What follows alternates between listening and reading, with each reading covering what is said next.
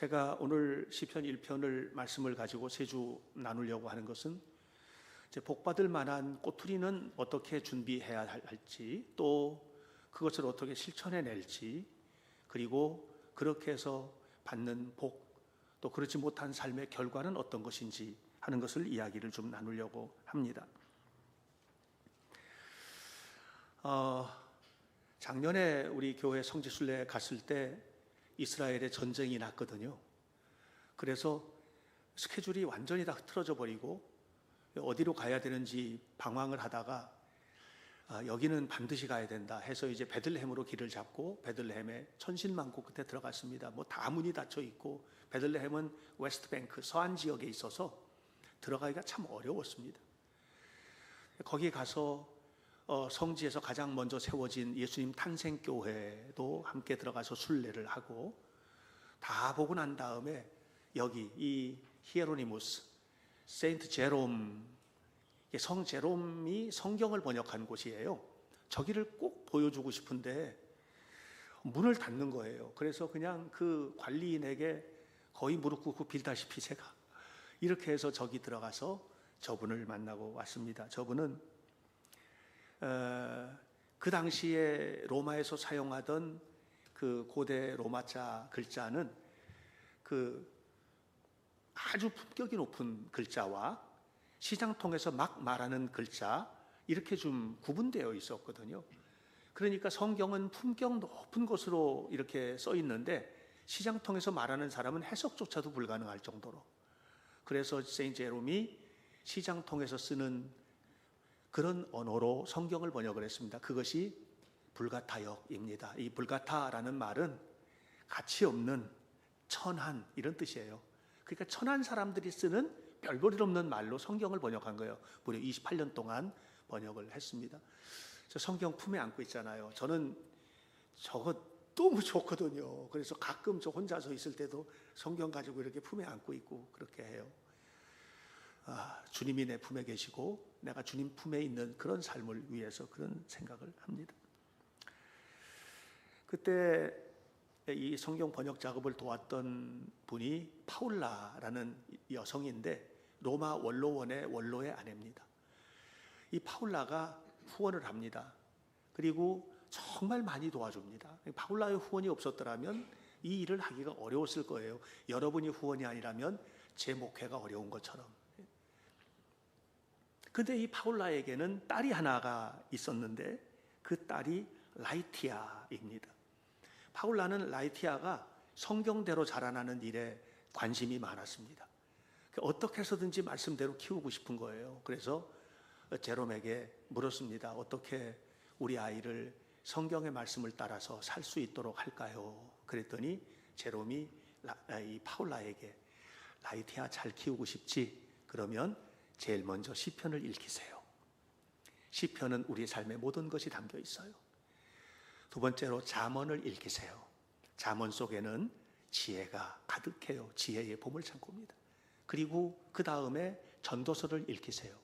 해야 될 일과 하지 말아야 될 일, 세상에 가치 없는 허무한 일이 무엇인지를 너무 잘 알려줍니다. 그래서 세상에서 허무한 것들, 하나님과 원수되는 것들은 가차없이 버리는 것을 훈련하도록 해야 됩니다. 이러면서 성경 전체를 쭉 얘기해요. 이때 제롬이 제일 먼저 읽도록 권했던 것이 시편입니다. 여러분, 시편은 하나님께서 가라사대 이런 말이 하나도 안 나옵니다. 예를 들면 출애굽기나 레위기나 신명기나 민수기나 보면 하나님께서 말씀하시기를 멈춰서라 라든가, 여호수아서에도 보면 하나님께서 말씀하시기를 여리고성을 매일 돌아라, 일곱째 날은 일곱 바퀴 돌고 소리를 질러라, 무너져 내릴 것이다 라든가. 성경에는 이런 얘기가 정말 많거든요. 예언서는 통째로 하나님의 말씀이에요. 그런데 시편은 하나님께서 하신 말씀은 하나도 없어요. 그리고 모두 다 뭐냐? 하나님을 믿는 사람이 하나님을 바라보며 반응한 이야기예요. 하나님, 전 너무 힘들어요, 어떡하면 좋아요, 막 우는 이야기. 하나님 너무 기뻐요, 찬양하는 이야기, 탄식하는 이야기, 절망하는 이야기, 예배하면서 부르는 노래, 이런 것들이 시편 안에 가득 담겨져 있습니다. 하나님의 임재를 경험했을 때 찬양하는 찬양이 시편이고, 여러분, 하나님은 언제나 계시지만 우리의 삶의 자리에는 하나님의 부재를 경험할 때가 있잖아요. 하나님이 안 계신 것 같은 그런 순간에 절망하고 탄식한 이야기, 이런 이야기들이 시편 안에는 가득 담겨져 있습니다. 전에 어떤 분이 저한테 그런 얘기 했어요. 목사님, 기도를 잘하고 싶은데 기도를 잘하는 걸 잘 모르겠어요. 그래서 제가 시편을 읽으세요. 큰 소리로. 그게 기도예요. 시편을 큰 소리를 읽으면 그게 기도예요. 왜냐하면 다윗의 기도, 모세의 기도, 솔로몬의 기도가 다 시편 속에 있거든요. 큰 소리를 읽으면 그게 기도예요. 그리고 그것을 계속해서 읽다 보면 기도가 깊어질 거예요. 그랬어요. 시편은 150편이에요. 하루 5장씩 읽으면 한 달이면 다 읽어요. 그러니까 시편 짤막짤막 하잖아요. 하루 5장 읽는 것이 시편 119편만 빼놓고는 쉬워요. 그러니까 짤막짤막한 시편을 그렇게 읽으면, 그래서 그냥 하다 보면 밀리면 이거 밀렸네, 그렇게 생각할 것 없어요. 그날 예를 들어서 오늘이 10일이다 그러면 10 곱하기 5 그럼 50이잖아요 45장부터 50장 뒤에 밀린 거 다 채놓고 그렇게 읽으세요. 그냥 그렇게 읽어나가면 그냥 편안하게 읽을 수 있어요. 잠언은 우리에게 지혜를 선물하는 성경인데, 이 잠언은 31장까지로 되어 있거든요. 그 날짜에 그 장 읽으시면 돼요. 오늘이 1일이면 1장, 오늘이 5일이면 5장, 오늘이 30일이면 그냥 30장, 31장 이렇게 읽으시면 돼요. 그런데 어떻게 하다 보니까는 15일 날 못 읽었어. 오늘이 16일인데 그럼 15장 읽지 마세요. 그냥 16장 읽으세요. 이렇게 그냥 꾸준하게 읽다 보면 어떨 때는 어떤 장이 빠지기도 하지만 전체적으로 이해가 되고 다 엮여져 나가게 됩니다. 저는 여러분들이 하나님의 말씀을 그 세인트 제롬이 이렇게 품에 안고 있는 말씀처럼 하나님의 말씀을 마음에 깊이 품에 안고 그 말씀을 따라 살아가는 성도의 삶을 살아갈 수 있기를 바랍니다. 시편 1편은 시편을 여는 문인데, 시편을 여는 문에서 시편은 이렇게 시작을 합니다. 복 있는 사람은, 이렇게 시작을 하면서 인생에는 두 가지 길이 있다는 거예요. 복 있는 사람이 복 받을 길과 복 없는 사람이 저주 받을 길이 있다. 이렇게 얘기를 해요. 두 갈래 길이 있다는 겁니다. 여러분들 모두는 저는 복 있는 사람이 걸어서 복 받는 길을 걷고 그래서 복을 누리시기를 축복합니다. 네. 저주 받는 사람들, 복 없는 사람들이 가는 그 길을 걸어서는 안 돼요. 우리 현대교회 성도들. 그러면서 이 두 길이 완전히 갈라지는데, 완전히 갈라진 끝에서 어떤 일을 맞이하게 되느냐? 6절입니다. 6절에서 이렇게 이야기합니다. 함께 한번 읽어볼까요? 시작. 대저 의인의 길은 여호와께서 인정하시나 악인의 길은 망하리로다. 이렇게 하나님이 인정하시는 복된 사람, 악인의 길, 망하는 길, 이렇게 두 갈래 길이 나뉜다는 겁니다. 제가 좋아하는 시인이 있습니다. 진짜 좋아하는 시인이에요. 로버트 프로스트라는 시인입니다. 고등학교 국어 교과서에 이 시가 나오잖아요. 가지 않는 길, 가지 않은 길, 두 갈래 길이라고도 이렇게 이야기하기도 하는데, 이 로버트 프로스트 젊었을 때 모습이에요. 이 시를 썼을 때 모습. 자, 이 시는 이렇게 시작합니다. Two roads diverged in a yellow wood. 숲속에, 단풍 든 숲속에 두 갈래 길이 있었습니다. 이렇게 시작을 합니다. 두 갈래 길인 거예요. 그리고 난 다음에 이 시의 끝부분, 이걸 소개하고 싶은 거예요. 끝부분에 이렇게 말합니다. 이 사진은 로버트 프로스트의 노년의 모습인데, 이렇게 이야기합니다. 오랜 세월이 지난 후 나는 한숨을 쉬며 이야기할 것입니다. 숲속에는 두 갈래 길이 있었다고, 나는 사람들이 적게 간 길을 택하였다고, 그리고 그것 때문에 모든 길이, 모든 것이, 모든 삶이 달라졌다고. 여러분, 그런 것이에요. 여러분들이 지금 걸어가는 그 길이 모든 것을 바꿔놓을 거예요. 여러분들이 지금 선택하고 지금 행동하는 그 행동이 여러분의 삶을 아름답고 하나님이 기뻐하시고 하나님의 성령께서 나와 함께 춤추며 환호성을 지르는 그런 길이 될 수도 있고, 그렇지 않은 정말 저주받는 망하는 길, 내가 왜 그때 그 길을 그렇게 선택을 해서 가슴을 치며 후회하고 하는 그 길을 걸을 수도 있다는 것입니다. 선택이 모든 것을 달라지게 만드는 것입니다. 저는 여러분들의 선택이 늘 아름답기를 바라고, 여러분들이 걸어가는 길이 하나님이 기뻐하시고 여러분이 기뻐하고 모두가 복을 받는 그런 길을 걸었으면 좋겠는 거예요. 잘 선택한다는 것은 무엇인가? 그것은 복 받는 사람이 되는 것인데, 복을 받는다는 말, 복 있는 사람은 어떤 사람인가? 오늘이 주일이잖아요. 오늘 주일인데 지금 대한민국의 모든 교회가 예배를 드리고 있지 않습니까? 정말 많은 설교들이 선포되고 수많은 사람들이 말씀을 듣고 그렇게 응답을 하고 있을 것입니다. 근데 이 지점에서 저는 질문을 하나 하고 싶은 거예요. 저와 여러분 모두에게 얼마나 달라졌나? 과연 나는 하나님의 말씀을 듣고 얼마만큼 깊어졌나? 얼마만큼 달라졌나? 변화가 되었는가? 이걸 이제 묻고 싶은 거예요. 한번 생각해 보세요. 나이는 먹었죠? 예, 나이는 먹었을 거예요. 달라진 부분이에요. 주름살도 늘었고 달라졌죠? 예. 또 열심히 일을 해서 돈도 벌고 달라졌죠. 예, 건강도 챙기고 달라졌죠. 예, 정말 달라졌나? 예. 정말 하나님이 기뻐하시는 삶의 자리에 나는 있는가? 우리가 누가 툭 때렸을 때 제일 먼저 달려나가는 게 말씀이고 사랑이고 은혜인가? 아니면 자존심이고 화인가?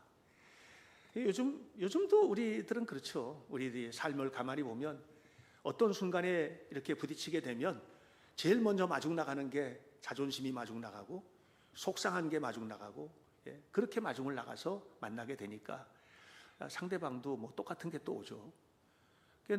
그 속에서는 행복한 삶이라는 건 있을 수 없어요. 예수 믿는 사람은 그렇게 살면 안 돼요. 달라져야 됩니다. 우리는 하나님의 말씀대로 살아가는 삶을 살아야 되거든요. 제가 다윗에게서 참 좋은 게 뭐냐면 늘 그렇게 살았어요. 늘 하나님 어떻게 할까요? 하고 묻고. 여러분 성경을 한번 보세요. 사무엘상 사무엘하 다윗의 이야기가 쫙 기록되어 있거든요. 무슨 일마다 할 때마다 하나님 어떻게 하면 좋겠습니까? 하고 묻는 거거든요. 이런 모습이 참 좋아요. 다윗이 똑똑하지가 않아서가 아니에요.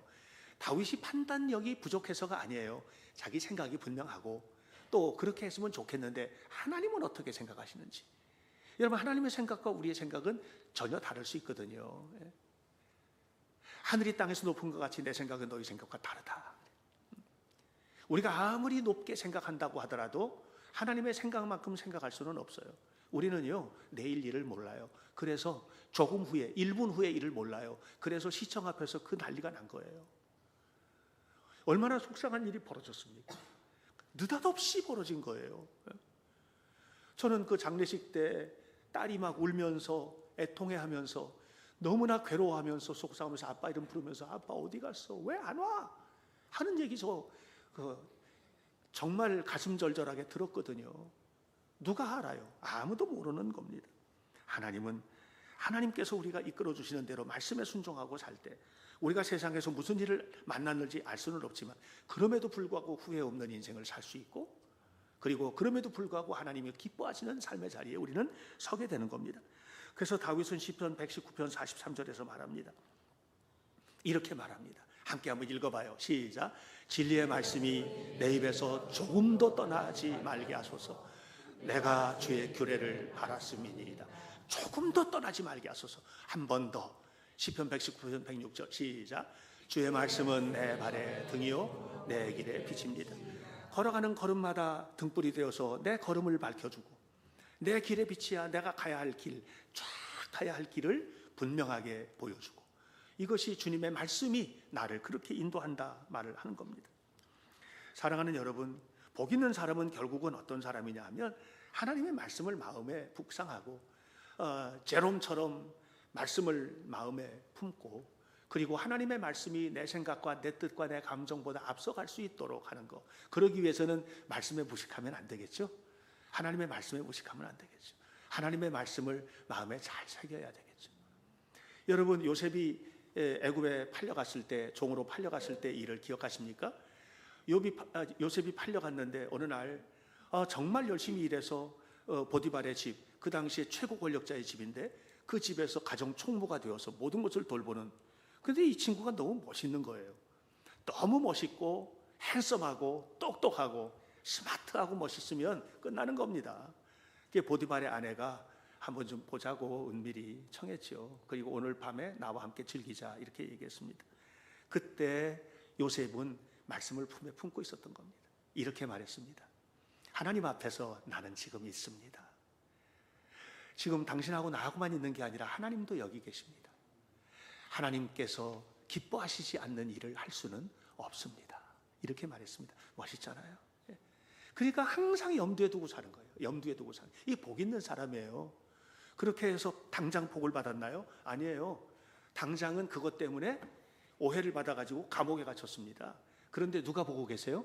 하나님이 지켜보고 계시는 거예요. 이게 중요합니다. 지금 당장 어렵고 힘든 일을 우리가 경험할 수 있습니다. 그럴 수 있어요. 하나님 뜻대로 살았는데 어려운 당해. 하나님 뜻대로 살았는데 힘든 일을 만났어. 그럴 수 있어요. 우리는 그게 힘들어요. 근데 하나님은 기다려라. 내가 지켜보고 있다. 때가 차면, 그래서 때가 차면 어떻게 됐어요? 애굽의 총리가 된 겁니다. 이게 하나님의 말씀을 품에 안은 자에게 주시는 은혜고 축복인 거예요. 저는 여러분들이 이 복 있는 사람이 된다는 것은 그냥 교회를 왔다 갔다 해서 복 있는 사람이 되는 게 아니고, 예배를 드린다고 해서 복 있는 사람이 되는 게 아니고, 하나님의 말씀을 품에 안고 그 말씀이 나를 이끌어갈 수 있도록 말씀에게 주도권을 주는 이 삶이 여러분의 삶이 되시기를 축복합니다. 그렇게 되기 위해서 시편 1편과 2편, 1편 1절과 2절은 우리에게 소중한 가르침을 주고 있습니다. 성경에서는요, 복 있는 사람이 어떤 사람인지에 대해서 강력하게 선포하는 두 개의 이야기가 이제 있습니다. 하나는 시편 1편의 복 있는 사람은 이렇게 시작하죠. 하나는 바로 마태복음 5장에 나오는 팔복의 이야기입니다. 이제 팔복의 이야기를 보면 산상설교라고 부르는 설교잖아요. 제일 처음에 이렇게 시작이 돼요. 심령이 가난한 자는 뭐가 있나니? 복이 있나니. 천국이 어떻게? 그들의 것이니요. 자, 심령이 가난하게 돼서 내 마음을 비워내면 복이 있나니 천국이 다가오게 될 것이다. 우리는 이렇게 해석을 하는데 그게 아니고요. 심령이 가난하게 되어서 주님을 모시고 내 마음을 비워내고 하나님의 뜻을 이루기를 원하는 사람들은 복이 있나니 이미 그곳에 천국이 임하였다. 이 말입니다. 이미 그곳에 천국이 임하였다. 천국의 삶을 살아가는 겁니다. 하나님의 나라가 이미 이루어진 거예요. 하나님의 나라를 사는 거죠. 멋있죠? 저는 항상 우리 성도들이 이런 삶을 살았으면 좋겠다 하는 기대를 가지고 있습니다. 시편 1편도 이렇게 시작합니다. 시편 1편 복 있는 사람은 이렇게 시작하죠. 악인들의 꾀를 따르지 아니하며 죄인들의 길에 서지 아니하며 오만한 자들의 자리에 앉지 아니하고. 이 시작할 때 이렇게 시작해요. 복 있는 사람은 히브리어로 아쉐레 하위시 그렇게 말합니다. 이 아쉐레 하위시, 이 아쉐레 하위시라는 말은 무슨 말이냐 하면 인간이 가야 할 바른 길은 이런 뜻이에요. 복 있는 사람은 이렇게 해석이 되어 있지만 사실은 사람이 걸어가야 할 바른 길은 이런 뜻이에요. 여러분, 우리는 어떤 길을 걸어가야 하겠습니까? 복 있는 사람은요, 복 없는 사람들이 가는 길을 가면 안 돼요.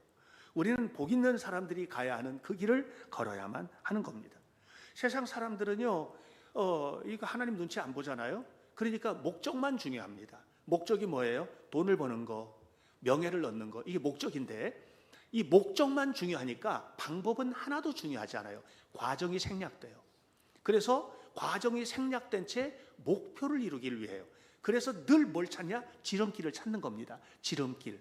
그런데 지름길로 가면 빠른 길로 갈 수 있는데 요셉이 지름길로 택했다면 그날 그 밤에 보디발의 아내와 즐겼을 거예요. 왜? 그러면 편안한 길이 보장됐을 거니까 그 집 안에서.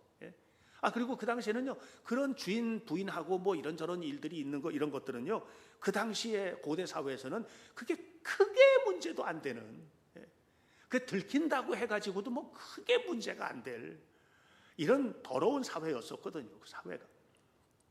그러니까 그냥 그렇게 갈 수 있었겠죠. 그게 지름길이죠. 그런데 요셉이 보았던 길은 지름길이 아니고 바른 길이에요. 바른 길은 뭐예요? 하나님이 기뻐하시는 길이에요. 하나님이 원하시는 길인 겁니다. 그 길로 가는 겁니다. 돈을 벌어도 그렇게 가야 되고요. 명예를 얻어도 그렇게 가야 돼요. 그렇게 안 간 사람들이 명예를 얻은 끝에서 뭐를 만나요? 지저분한 일들을 만나잖아요. 지금 정치인들 명예를 얻고 그래서 거기에서 나오는 얘기들, 재판을 걸고 뭐 하는 이야기들 보면 깨끗한 이야기가 별로 없어요. 뒤에서 이루어진 일들, 그냥 밝혀지지 않았으면 좋을 이야기들, 이런 이야기들이 투성이 아니겠습니까? 결국은 하나님께서는요, 하나님께서 하시는 것은 속도가 문제가 아니고 네가 바른 길로 가면 속도는 지름길로 간 사람보다도 분명하게 내가 붙잡아 준다. 그리고 그 성취된 곳에서 끊임없이 영광을 얻도록 이렇게 하나님께서 이끌어 주시는 거거든요. 그렇게 하기 위해서 우리는 시편 1편 1절에서 우리에게 주는 세 가지 교훈을 얻어야 돼요. 여기 이제 세 개 동사가 나오는데 히브리어는요 거꾸로 읽습니다. 우리처럼 이렇게 읽지 않고 뒤에서부터 거꾸로 읽는 거예요. 그 발음도 좀 어려우실 텐데 한번 언제 읽어보겠어요? 한번 한글로 제가 토달아 놨잖아요. 한번 읽어보실래요? 한번 읽어보세요. 시작. 아쉐레 하위시 아쉘로 할락 바샤틸레샤임 우베데레 하타임로 아마드 우베모샵 레침로 야샵. 읽기도 힘들죠. 자, 여기서 세 개 할락이라는 단어하고 아마드라는 단어하고 그리고 야샤브라는 단어입니다. 이 세 개의 단어가 중요합니다. 자, 복 있는 사람은 어떤 사람인가? 아쉐레 하위시 아셸로 할락 바차틀레샤임. 할락을 하는 사람이다. 할락을 하는 사람이다. 이 사람이 복 있는 사람이다. 이 할락이라는 단어는 우리 성경에는 따르다 이렇게 되어 있지만 그거 없애주세요. 이제 없어요. 이 따르다라는 단어로 되어 있지만 원래 히브리어의 이 단어는 걷는다라는 뜻이에요. 걷는다. 여러분 길을 걸어갈 때 누가 걸어요? 여러분이 걸으시는 거예요. 여러분이 잘 걸으셔야 복이 있는 사람이 되는 거예요. 하나님이 대신 걸어주시는 게 아니에요. 하나님은 걸어야 할 목표, 걸어야 할 이유에 대해서 알려주세요. 어떻게, 왜 네가 이 일을 해야 될지, 네가 이 일을 하면 어떤 축복이 임할지, 어떻게 이렇게 살면 네 삶 속에 어떻게 환상적인 결과들이 올지 이걸 알려주세요. 그런데 그 일을 행하는 사람은 누구예요? 여러분이 하는 거예요. 여러분이 하셔야 돼요. 공부도 여러분이 하셔야 돼요. 일도 여러분이 하셔야 돼요. 걸으라는 거예요. 잘 걸으라는 거예요. 여러분 잘 걸으시기를 주의 이름으로 축원합니다. 걷는데 악한 자들이 걷는 그 길이 아니고 하나님이 기뻐하시는 길을 걸으라는 거예요. 이것이 첫 번째예요. 잘 걷자. 하나님이 기뻐하시는 길을 잘 걷자. 할렐루야. 잘 걷자. 할렐루야. 잘 걸으시기를 주의 이름으로 축복합니다. 나의 의지로 걷자. 나의 의지로. 나의 의지로. 내가 굳게 결심하고 이 일을 하자. 두 번째로 아마드라는 단어입니다. 죄인들의 길에 서지 아니하며, 서다라는 말이거든요. 아마드, 서다라는 말인데 이 서다라는 말은 이게 진짜로 바른 길인지 서 있다라는 말이에요. 그러니까 여러분 제가 걸어가잖아요. 우리가 지금 하락하잖아요. 걸어가잖아요. 걸어가는데 가다가 보면 방향을 잃을 수 있어요. 그래서 가끔 서야 돼요. 서서 바른 길인지 주님께 묻고. 내가 다윗에게서 참 존경할 만한 좋은 점은 뭐냐면 하나님께서 이미 뜻을 보여주셨고 어떤 길을 가야 할지도 너무나 분명하게 아는데 가다가 딱 서는 거예요. 그리고 무릎 꿇고 하나님 이 일은 어떻게 했으면 좋겠어요? 하고 물어요. 이게 서는 거예요. 여러분 내가 100% 확신한 길이라 하더라도 하나님의 생각은 다를 수 있어요. 이것은 이렇게 가는 게 맞아 하고 생각을 하지만 그건 여러분의 생각이죠. 하나님의 생각은 다를 수 있어요. 그런데 물으면 하나님이 바로 대답해 주시냐? 우리의 답답함은 거기에 있죠. 근데 여러분 아셔야 돼요. 성경을 읽고 예배를 드리고 목사님의 설교를 듣고 찬양을 하고 기도를 하다 보면 우리에게 들려주시는 음성이 있어요. 안으로부터 들려지는 위로부터의 음성. 저는 그렇게 표현해요. 안에서 들려주시는 위로부터의 음성. 뭐예요? 하나님의 말씀이 내 안에서 생각나게 되고 읽다 보면 보여지게 되고 설교를 듣다 보면 내 안에 감동을 해서 그거로구나, 맞았어, 그거지 하고 내 안에서 깨달아지는데 그게 위로부터 오는 음성인 거. 이게 하나님의 음성이에요. 그러니까 내 귀에 대놓고 야 이건 이거야, 경수야, 잘 들어, 잘 안 들려, 귓밥을 파내, 이렇게 들려주시는 게 아니란 말이에요. 그러니까 서야 돼요. 서지 않으면 들려지지 않아요. 서서 성경 읽고, 서서 기도하고, 서서 둘러보고 깨닫고 여러분의 삶이 그와 같이 되기를 주님의 이름으로 축복합니다. 그리고 난 다음에 세 번째 동사가 야샵이에요. 우베모샵, 레침, 로, 야샵 그랬죠. 야샵, 앉다라는 말이에요. 앉다. 여러분, 우리가 앉아있을 자리도 알아야 됩니다. 예. 하나님께서 여러분에게 때로는 정상을 주시고, 우리 교회 최근에 이제 새로 사업을 시작을 하신 우리 박수경 집사도 한 의원을 시작을 했잖아요. 내가 명의라고 늘 칭찬을 하는데, 칭찬에 걸맞는 명의가 되시길 바라요. 근데 나한테는 너무 좋은 도우미를 하나님이 붙여주셨어요. 저는 도움을 많이 받고 있습니다. 그런데 이제 정상에 섰어요. 어느 누구도 범접하지 못할 만큼 정상에 섰단 말이에요. 그러면 그 자리는 뭐냐 하면 얼른 내려와야 될 자리지 앉아서 누릴 자리가 아니에요. 여기서 앉다라고 하는 것은 무슨 말이냐 하면 너 혼자서 누리지 마라 하는 그런 얘기를 하는 거예요.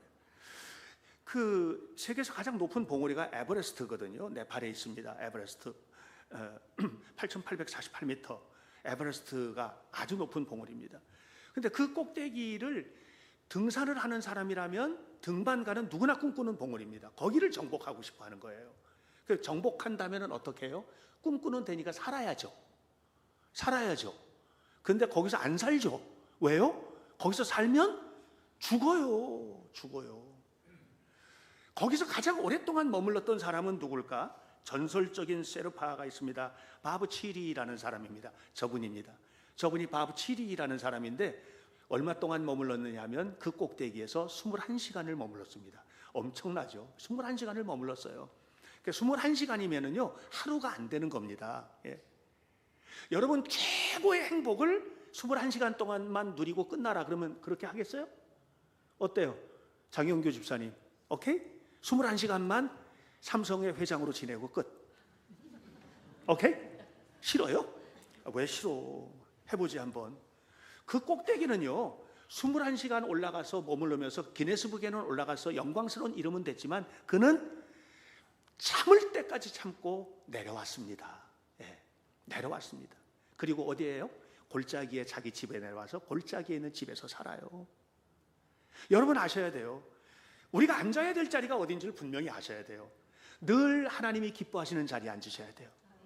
정상에 있으면 그 정상은 뭐예요? 이 바브치리 이 사람이 그 정상에 올라갔지만 이 사람의 역할은 뭐예요? 많은 등반가들을 에베레스트 정상까지 가이드하고 안내하는 사람이에요. 그 역할로 돌아온 거예요.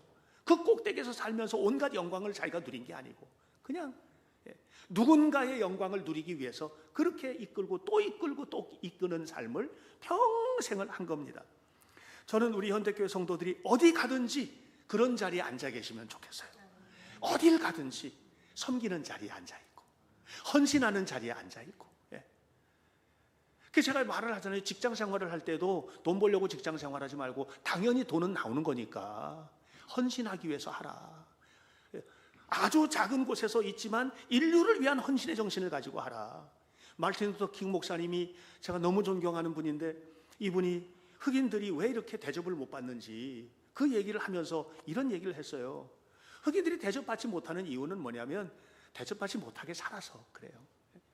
만약에 흑인들이 대접받기를 원한다면 할렘의 뒷골목에 청소부로 취직이 돼서 청소를 해도 마치 베토벤이 9번 교향곡을 작곡하는 것 같은 미켈란젤로가 그림을 명화를 그리는 것 같은 그런 마음을 가지고 청소를 하고 한다면 어떻게 흑인들을 그렇게 대접하겠느냐 하는 그런 얘기를 합니다. 물론 다른 요소도 있지만 마르틴 루터 킹 목사님이 흑인들을 깨우치기 위해서 한 얘기예요. 똑같은 얘기 하고 싶은 거예요. 여러분들이 직장 생활을 하든 어디서 뭘 하든 공부를 하든 여러분들은 하나님이 보내신 그곳에서 섬김을 위해서 섬기기 위해서 섬기는 삶을 실천하기 위해서 최선을 다해서 교회 안에서 여러분들이 교사든 성가대든 아니면 관현악단이든 어떤 봉사의 사명을 감당한다 하더라도 그것이 뭐냐면 하나님이 기뻐하시는 자리에 앉아있는 것이 되는 이런 삶이 되면 복 있는 사람이 되는 겁니다.